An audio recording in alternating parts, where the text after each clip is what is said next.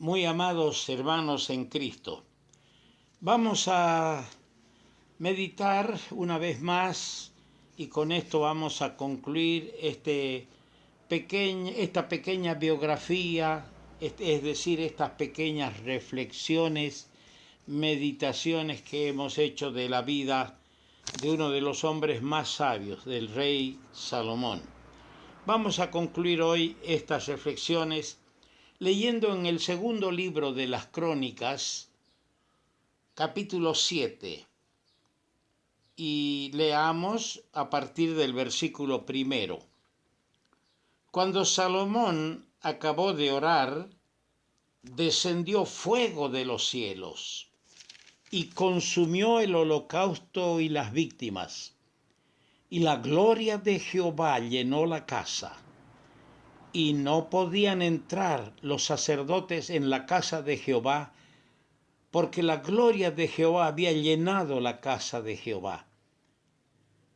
Cuando vieron todos los hijos de Israel descender el fuego y la gloria de Jehová sobre la casa, se postraron sobre sus rostros en el pavimento y adoraron, y alabaron a Jehová diciendo: porque Él es bueno y su misericordia es para siempre. Qué palabras más preciosas, que el Señor las bendiga y que ellas llenen nuestro corazón y nos motiven a hacer lo que hizo el pueblo aquel día de la dedicación del templo que duró 7 años en su construcción. Qué interesante es leer esta culminación de la oración prácticamente de Salomón. Una oración larga, siempre he dicho, es la oración más larga que se registran, o es decir, que están registradas en la palabra de Dios. Qué momento más grande, más solemne, aquel día cuando Salomón acabó de orar y desde los cielos descendió fuego que consumió las víctimas. Inmediatamente la gloria de Jehová llenó el templo. Saturó el templo la presencia del Señor. Y los sacerdotes, los que servían, no podían entrar, porque la gloria de Jehová lo había llenado todo.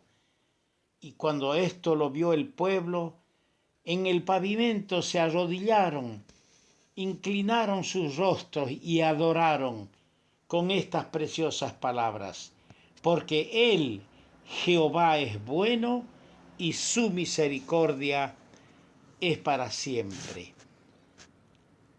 Quiera el Señor que su casa, la iglesia, tenga manifestaciones de su presencia, de su gloria, y que su pueblo allí, sumiso, reverente, postrado, prosternado en su presencia, pueda sentir que Él está allí y que Él es digno de toda honra, de toda gloria y de toda alabanza. Estamos llegando al final de la biografía de este rey. Este rey escribió en el libro de los Proverbios, capítulo 4, verso 23, estas palabras: sobre toda cosa guardada, guarda tu corazón, porque de él, del corazón, mana la vida. Así dice Proverbios 4:23. Pero qué triste es rescatar, al rastrear la vida de Salomón, al hacerle un seguimiento, que él no guardó, no cuidó su corazón de las cosas que estaban privadas, prohibidas para él. ¿Cuántas veces nosotros, queridos hermanos, llegamos a este desastre espiritual? Sabiendo lo que es malo, no nos cuidamos entramos en el terreno del riesgo y del peligro para luego derramar lágrimas y vivir días de insatisfacción por la desobediencia a la palabra de Dios. Hoy vamos a ver tres cosas, o cuatro cosas más bien, de Salomón. Primero, su política y sus empresas. En segundo lugar, vamos a ver sus años posteriores, su caída moral en la idolatría, y vamos a ver su fin. Hablando de su política, de la forma de administrar el reino y de las empresas que él se propuso, podemos rescatar leyendo la palabra de Dios que él llevó adelante los planes de su padre David, porque fue idea, anhelo de David el construir el templo. Pero Dios se lo prohibió porque sus manos estaban manchadas de sangre. Era un guerrero. Fue un guerrero que guerreó con todas las naciones de alrededor. Dios le dio la victoria. Llegó la paz, pero él no podía construir el templo. Por su parte, Salomón el hijo consolidó el reino y emprendió muchas iniciativas comerciales. Eso se ve que hacía comercio de madera, comercio de oro, comercio de marfil. Barcos iban y venían por el mar Mediterráneo trayéndole a él especias, trayéndole oro, las mejores maderas del Líbano. A la par también que sus riquezas y su renombre crecían. Su mayor empresa, en realidad su mayor empeño lo puso en la construcción del templo en Jerusalén, que fue delicadamente adornado y en cuya tarea el rey Salomón estuvo ocupado 7 largos años. Al terminarlo, ofreció una oración dedicatoria que se registra en Segunda Crónicas, el capítulo 6, versos 12 hasta el final. Luego vinieron los años posteriores. Fue honrado, dice Primera Reyes capítulo 10, los primeros 13 versículos, fue honrado con la visita memorable de la reina de Sabá del África. A medida que crecía en riquezas y gloria, escuche bien, a medida que crecía el rey en riquezas y gloria, su amor a la ostentación se desarrollaba en él. Qué triste es cuando el creyente, el Hijo de Dios, que debe estar marcado por la humildad a pesar de la prosperidad material, empieza a hacer ostentación y empieza a pugnar con otros cuál hace más ostentación.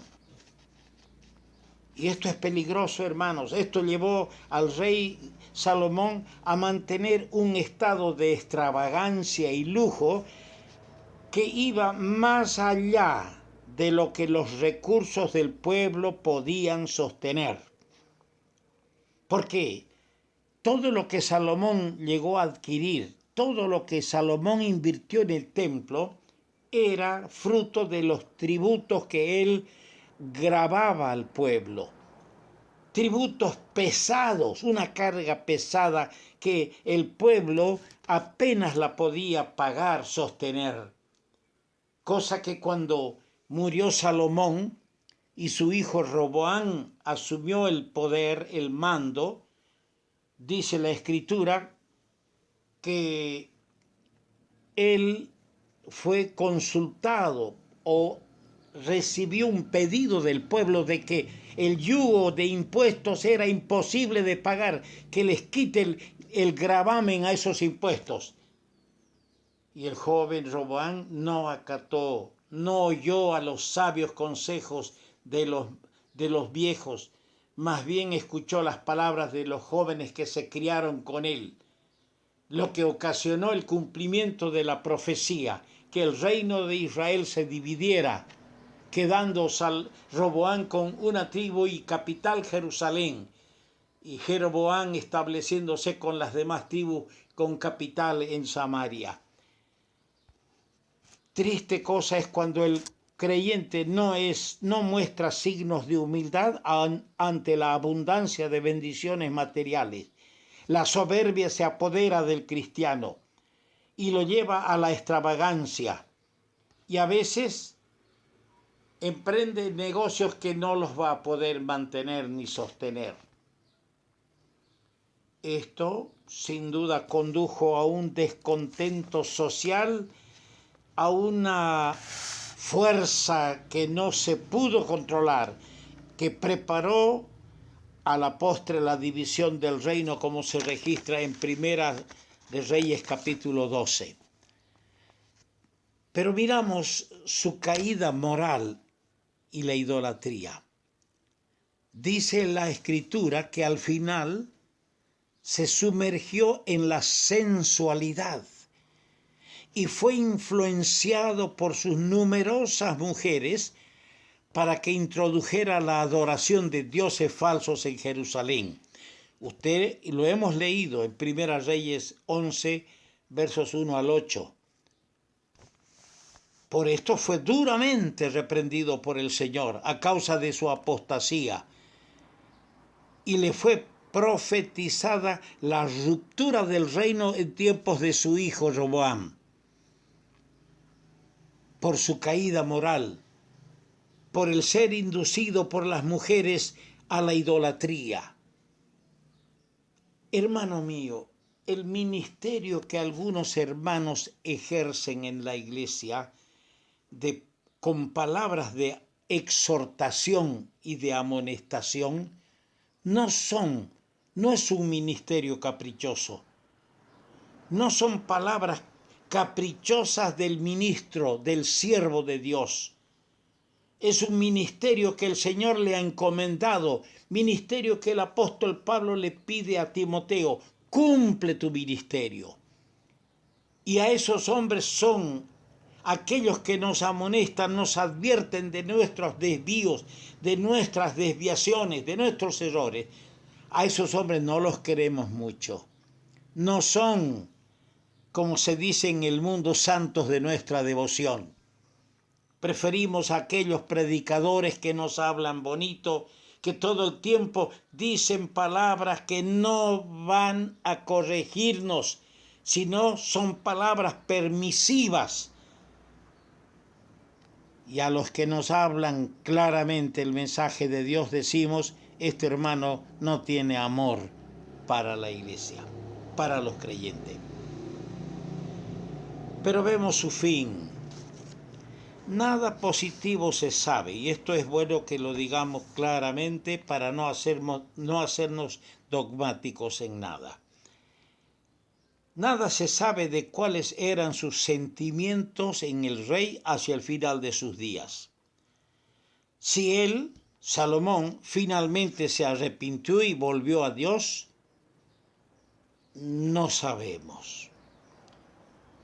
Es un tema que ha sido calurosamente debatido, discutido en algunos ámbitos.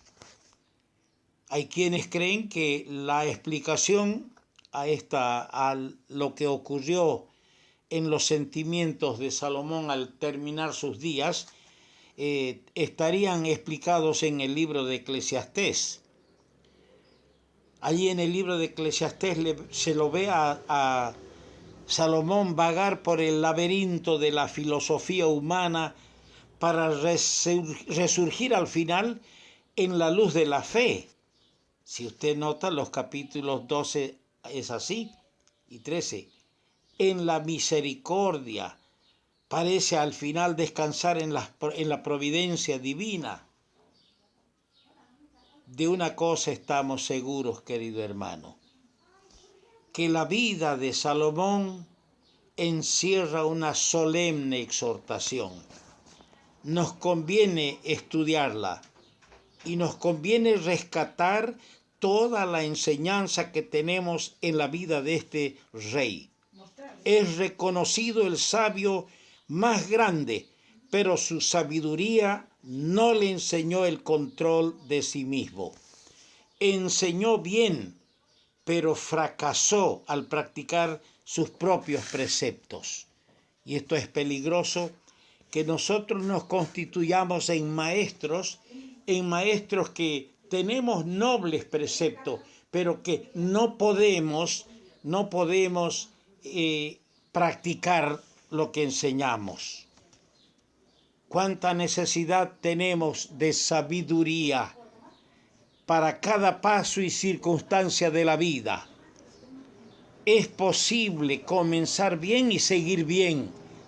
Es posible, como digo, comenzar bien y seguir bien. Pero el diablo es muy astuto. Leemos que cuando Nehemías empezó a corregir a los judíos que se habían casado con mujeres moabitas, mujeres amonitas, mujeres que adoraban a Asdod, usó como ejemplo a Salomón para amonestarles y les dijo, no pecó, y esto está escrito en el libro de Nehemías, el capítulo 13, verso 26. No pecó por esto Salomón, rey de Israel, bien que en muchas naciones no hubo rey como él, que era amado de su Dios, y Dios lo había puesto por rey sobre todo Israel. Aún a él le hicieron pecar las mujeres extranjeras. El diablo es muy astuto y puede malograr el fin de nuestra carrera. A veces malogra cuando se está siguiendo bien a alguien que comenzó bien. Es que el Señor quiere que, hermanos amados, quiere que empecemos bien, comencemos bien, sigamos bien y terminemos bien. Solo así el gozo estará permanente en nuestro corazón y para ello debemos orar y velar. Ahora yo hago una pregunta a todos. Si viniera a ti, hermano, hermana, joven, niña, una pregunta de Dios que te diga, pide lo que quieras que yo te dé, ¿qué pedirías al Señor? ¿Qué pidió Salomón? Sabiduría divina pidió él. Nuestras peticiones en las oraciones revelan cuál es el aspecto que predomina en nuestra vida. Yo escucho muchas oraciones en la reunión de oración y la oración que pide un hermano me muestra qué es lo que domina sus sentimientos. ¿Es el espiritual o el material? En nosotros, ¿cuál es, querido hermano? Que Dios bendiga su palabra a cada uno.